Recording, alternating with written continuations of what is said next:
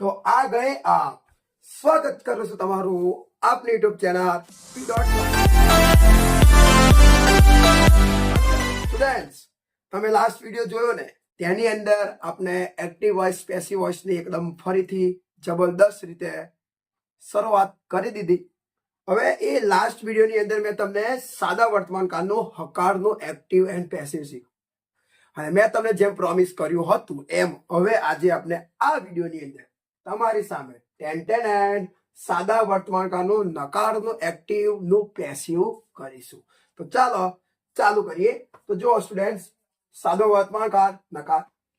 હવે તમને ખબર જ હશે કે આ વાક્ય રચનાની શરૂઆત કરતાથી થઈ છે, દેખો એટલે એને એક્ટિવ વોઇસ ની વાક્ય રચના કહેવાય, બરાબર, એને કહેવાય એક્ટિવ વોઇસ ની વાક્ય રચના।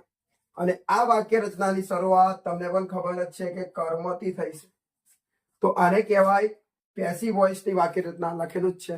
તો જુઓ આ જે ઉપર છે ને સ્ટુડન્ટ્સ એ સાદા વર્તમાન કાળનું નકારની એક્ટિવ વોઇસ ની વાક્ય રચના છે અને નીચે જે છે એ સાદા વર્તમાન કાળની નકારની પેસિવ વોઇસ ની વાક્ય રચના છે। આવું જ હોય, તમે કોઈ પણ કાર્ડ ભણશો ને તો એમાં હકારની બે વાક્ય રચના આવશે, નકારની પણ બે આવશે, પ્રશ્નાર્થ વાક્યની પણ બે આવશે।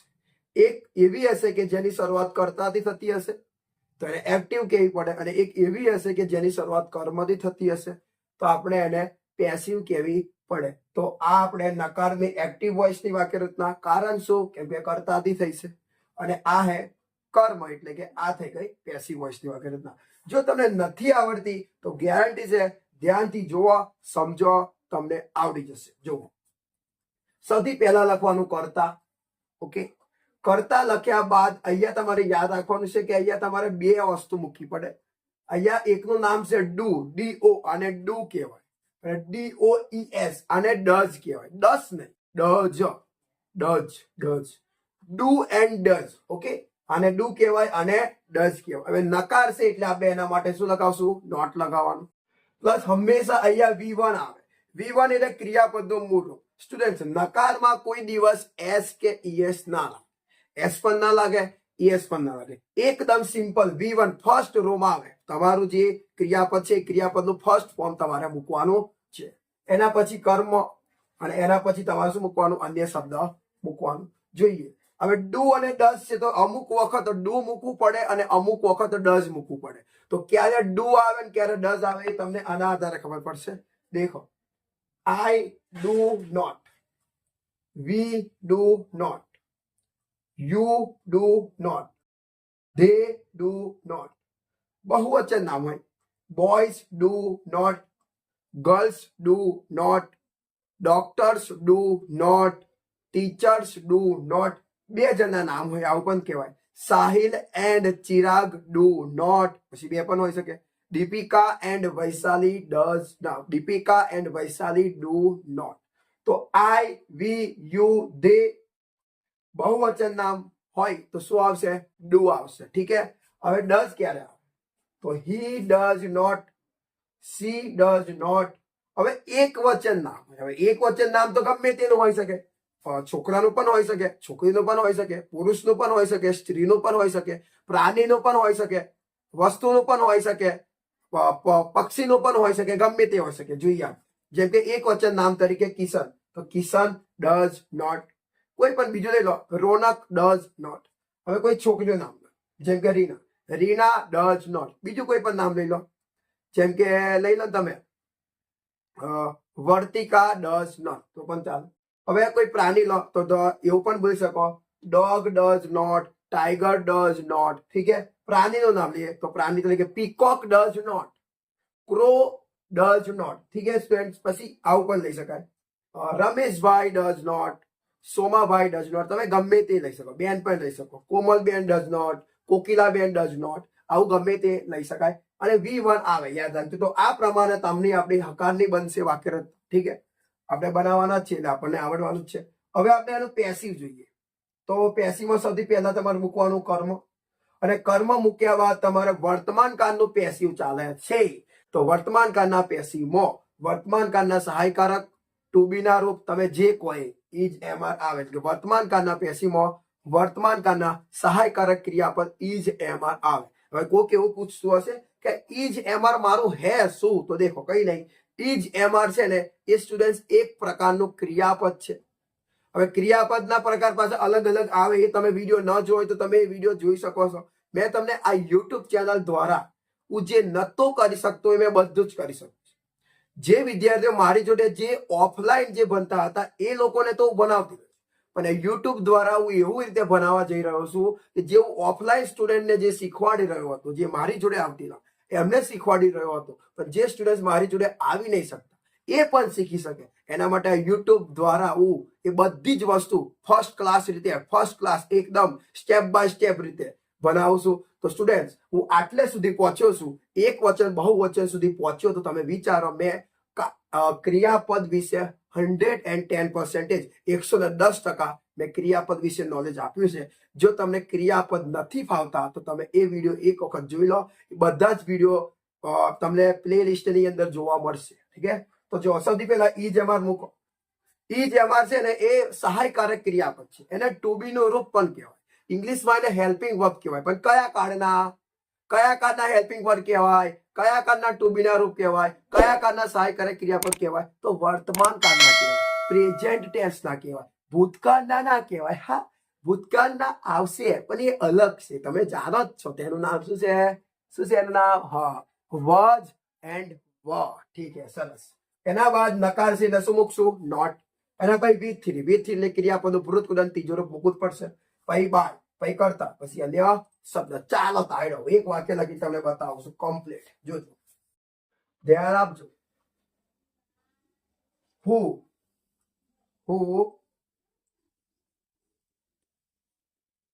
શાળાએ જતો નથી, એવું મેં વાક્ય લખ્યું છે.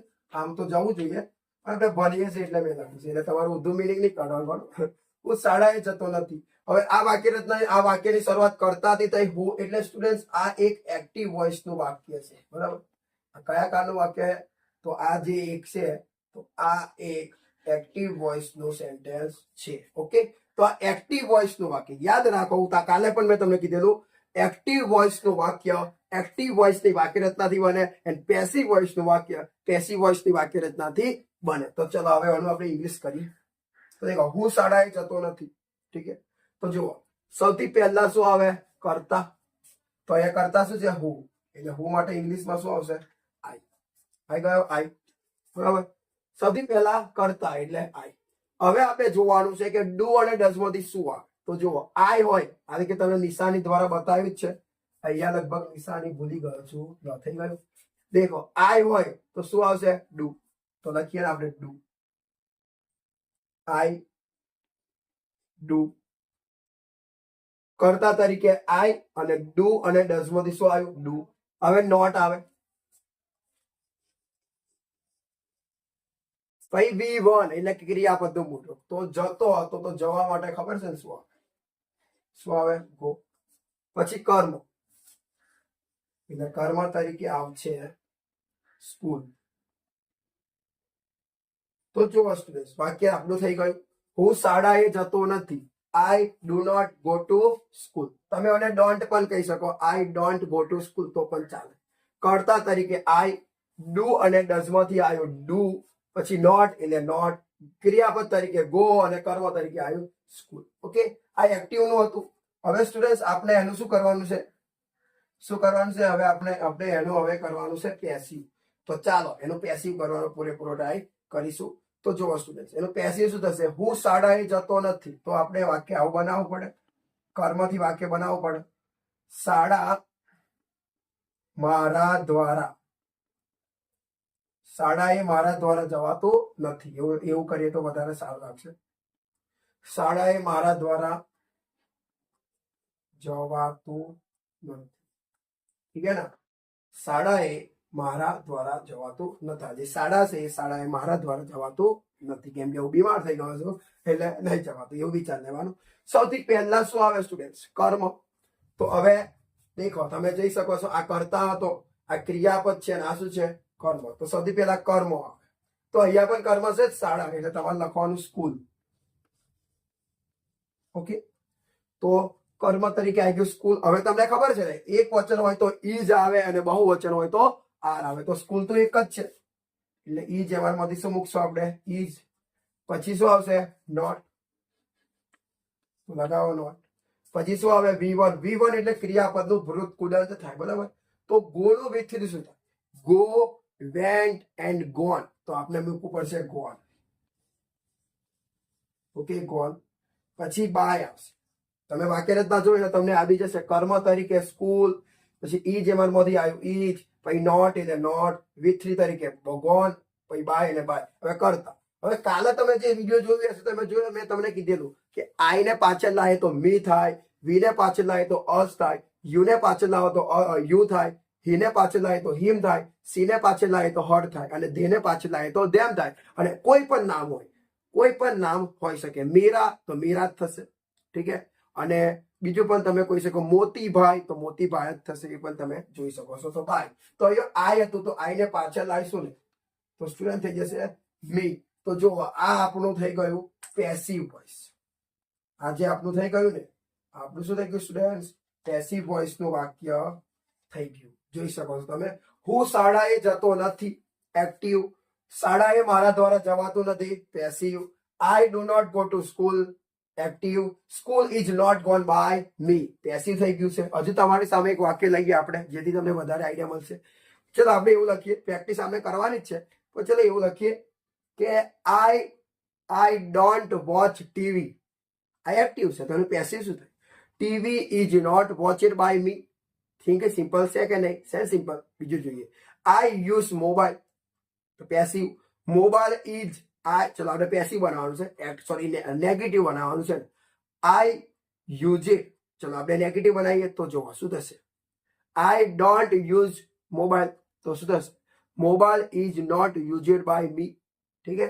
હજુ પણ જોઈએ. I don't win a race તો passive. A race is not won by me. ઠીક છે. કેટલું મસ્ત છે. I don't start. I don't start a fan તો શું થશે? A fan is not started by me. કેટલા વાક્ય બનાવ્યા ઘણા બધા. એ રીતે સ્ટુડન્ટ્સ આપણે પેરેગ્રાફ કરવાનો હોય. પેરેગ્રાફ હજુ આવશે. ધીમે ધીમે આપણે ઘણું આગળ વધવાનું છે. Don't worry. તો આ વિડીયો આપણે હવે આપણે પ્રેક્ટિસ પર ધ્યાન આપીએ. ચાલો પ્રેક્ટિસ કરો. હવે પ્રેક્ટિસ જુઓ. હવે આપણે જોઈએ પ્રેક્ટિસ કરવાનો પૂરેપૂરો ટ્રાય કરીએ. સમજાય તો મેં તમને દીધું જ છે. હવે પ્રેક્ટિસ જુઓ તો ફર્સ્ટ સેન્ટેન્સ છે વી ડોન્ટ ગો લાઇબ્રેરી ડેલી. આપણે દરરોજ પુસ્તકાલય જઈ શકતા નથી. એટલે જતા નથી. આપણે એટલે કે અમે દરરોજ લાઇબ્રેરી જતા નથી. એટલે પુસ્તકાલય જતા નથી. નકારશે. તો ચલો એનું પેસિવ કરીએ. તો ચલો આપણી જોડે બધું જ છે. સૌથી પહેલા શું આવે? કર્મ. તો સ્ટુડન્ટ આમાં કર્મ શું? હવે કોઈકને કઈ ખબર ના પડે કે કર્મ શું. તો એના માટે એક જ ટ્રીક છે કે તમારા સ્ટુડન્ટ તમારી સામે વાક્ય આવે ને તો એ વાક્યની અંદર સૌથી પહેલા તમારે છે ને ક્રિયાપદ નક્કી કરવા કે શું આમાં ક્રિયાપદ છે. શું આમાં બાય છે, આમાં ગો હે, આમાં રીડ હે, એવું ક્રિયાપદ નક્કી કરો. તો જો સૌથી પહેલા વાત કરીએ તો આમાં ક્રિયાપદ શું છે? ગો છે. ગો. હવે જો ક્રિયાપદ તમને મળી જાય તો ક્રિયાપદની પાછળ હંમેશા શું હોય? કર્મ હોય. તો જો ગો હે તો ગોની પાછળ શું હે? લાઇબ્રેરી. તો આ આપણું કર્મ છે. હવે તમે એમથી અડધા જણ એવું વિચારશો કે ભાઈ ડેલી એવો પણ કર્મ ના, એ કર્મ નહીં, વધારાનો શબ્દ છે, એક્સ્ટ્રા શબ્દ છે, તો એને છેલ્લે મૂકશો. ઓકે. તો ચલો સૌથી પહેલા લાઇબ્રેરી તો આગળ લઈએ. તો પુસ્તકાલય એટલે લાઇબ્રેરી આગળ આવી. હવે લાઇબ્રેરી એક જ છે. દેખો કર્મ તરીકે આવી ગઈ લાઇબ્રેરી. હવે ઈ જે માર તો એક જ છે એટલે શું આવશે? ઈ જ આવશે. પછી નોટ નકારી પણ નોટ છે એટલે નોટ આવશે. પછી V3 તો ગોનું શું થાય? ગોન થાય. ઓકે, ખબર છે. પછી શું આવે? બાય. અને આપણી જાતે વાત કરી જેમ આઈ ને પાછળ લાવી તો મી થાય એ પ્રમાણે વી ને પાછળ લાવી તો શું થશે? અજ. તો વી ને પાછળ લાવો તો થઈ જશે અજ. અને આ ડેલની શબ્દ હતો સ્ટુડન્ટ્સ. આ ડેલની શબ્દ હું અહીંયા લખી દઉં ફરીથી. તો તમારે છેલ્લે લખવાનું. તો we don't go library daily નું પેસિવ થઈ જશે કે library is not gone by us daily. ઠીક છે. હવે આપણે બીજું વાક્ય તરફ આગળ વધીએ. તો લખ્યું છે કે હી ડઝન્ટ મેક અ સેન્ડવિચ, તે સેન્ડવિચ બનાવતો નથી. ઓકે, તો સૌથી પહેલા આવે કર્મ. હવે મેં તમને કીધું કે સૌથી પહેલા શું હોદો? ક્રિયાપદ હોદો. તો ચલો સ્ટુડન્ટ, આમાં ક્રિયાપદ શું છે? ક્રિયાપદ મેક. તો મેક ની પાછળ જે હોય એ આપણું શું હોય? કર્મ. તો મેક ની પાછળ છે તો અકર્મ ના થાય ને અકર્મ. કર્મ ફરીસ એકલો થતી થાય, આખું કર્મ થશે તો ક્રિયાપદ થઈ જશે, સોરી કર્મ થઈ જશે અ સેન્ડવિચ. તો અ સેન્ડવિચ ને આગળ લાવો. હવે એક વાત હંમેશા યાદ રાખજો, જ્યારે તમે કર્મને આગળ લાવો તો એનો જે પહેલો અક્ષર હોય એ મોટો પાડવાનો, એટલે કે કેપિટલ હોવો જોઈએ. તો અ પછી સેન્ડવિચ. સેન્ડવિચ અ સેન્ડવિચ. હવે એ જે અમારી એક જ સેન્ડવિચ છે એટલે ઈ જ આવશે, પછી નોટ. હવે સ્ટુડન્ટ મેકનું કરવાનું વિથ3. તો મેકનું વિથ3 શું થાય?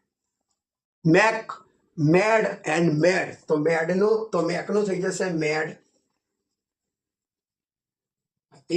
મેડ. પછી બાય. હીને પાછળ લાવો તો શું થાય? હીને પાછળ લાવો તો હિમ થશે. જો થઈ ગયું હિમ. તો he doesn't make a sandwich નું પેસિવ થઈ ગયું. A sandwich is not made by him. Okay, ચલો આગળ વધે.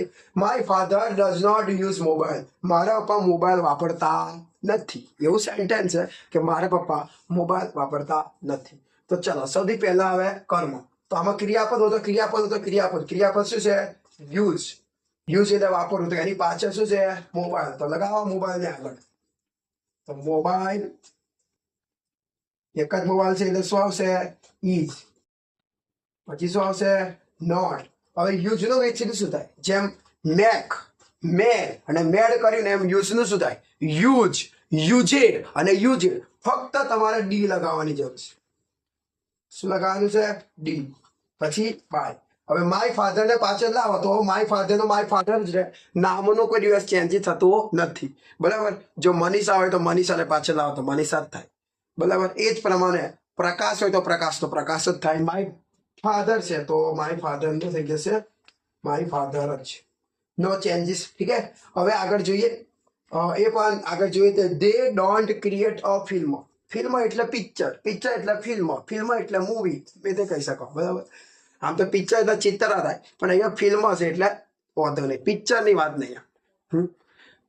શું છે? They don't create a film. તેઓ ફિલ્મ બનાવી શકતા નથી. હવે એ ખ્યાલ રાખજો, બનાવવા માટે મેક પણ આવે અને બનાવવા માટે ક્રિએટ પણ આવે. જો તમે કોઈ વસ્તુ બનાવતા હોય ખાવા પીવાની તો મેક આવે, પણ કંઈક એવી વસ્તુ બનાવતા હોય જે અલગ હોય, ડિફરન્સ હોય, તો દ્રશ્યમાન હોય, દેખાતી ના હોય, એવી હોય તો પછી યો ક્રિએટ આવી શકે. બરાબર.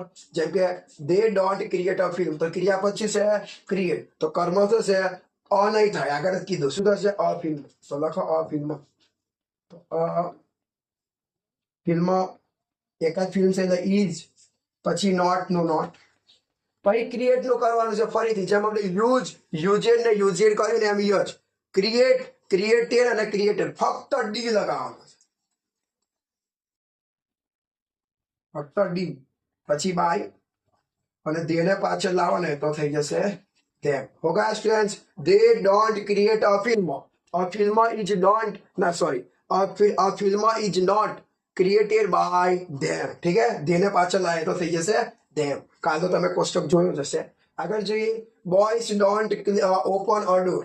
છોકરાઓ દરવાજો ખોલતા નથી ખોલતા. તો ચલો હવે ક્રિયાપદ શું છે? ઓપન. તો એની પાછળ શું છે? અ ડોર. તો લખો અ ડોર.